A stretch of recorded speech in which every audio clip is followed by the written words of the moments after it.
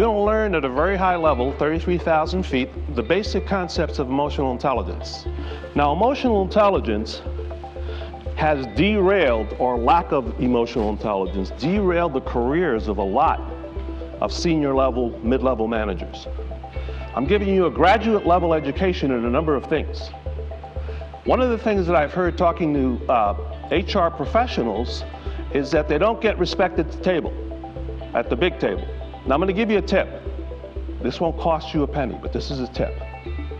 If you want your message heard as an HR professional at the big table, get a sponsor, someone who is already an executive, who is buying into your story, to carry the message into the boardroom.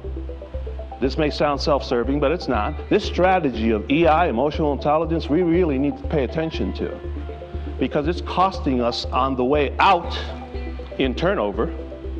It's affecting our retention rate, which then affects the employees, which then affects the customers. I'm just a former senior level manager who kind of knows how to get things done. So I wrote a book. It's called Let Your Emotional Intelligence Do the Talking. It's available to you if you want it as a free download on my website, eKindle, if you want to read it. So if you want to go from zero to hero, I basically wrote about 17 tips and secrets to emotional intelligence. Your past is not the future. How many of you have heard the terms, I tried that before? You cannot get organizations or people to shift if the attitude is always, we tried that. It didn't work. When you can recall a moment in your history, in your life, in your experience, a teacher, a pastor, a priest, a spouse, a child, someone, a boss, who has affected you in such a way that the message you'll keep forever. So what is emotional intelligence? Emotions manifest itself this way, neuromuscular. Have you ever had an emotional experience with somebody? What happens to your physiology? You feel it, don't you? Your body changes, you shapeshift. Something happens to you. You internalize it. Some people begin to sweat. So there are three good reasons to have good EQ. Competitive advantage is one. I think you guys understand, a happy organization projects it to their customers, to their employees, which projects it to their customers, yes?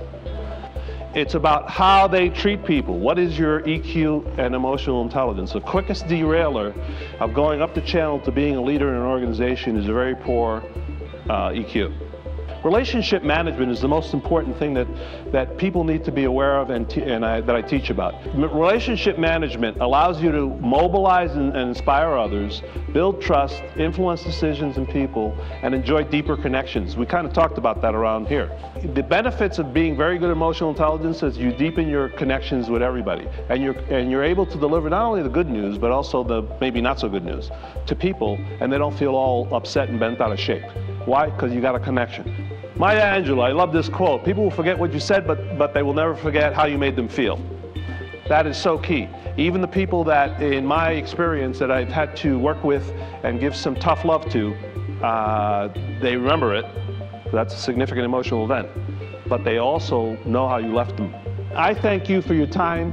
Hopefully you learned a few things, and thank you.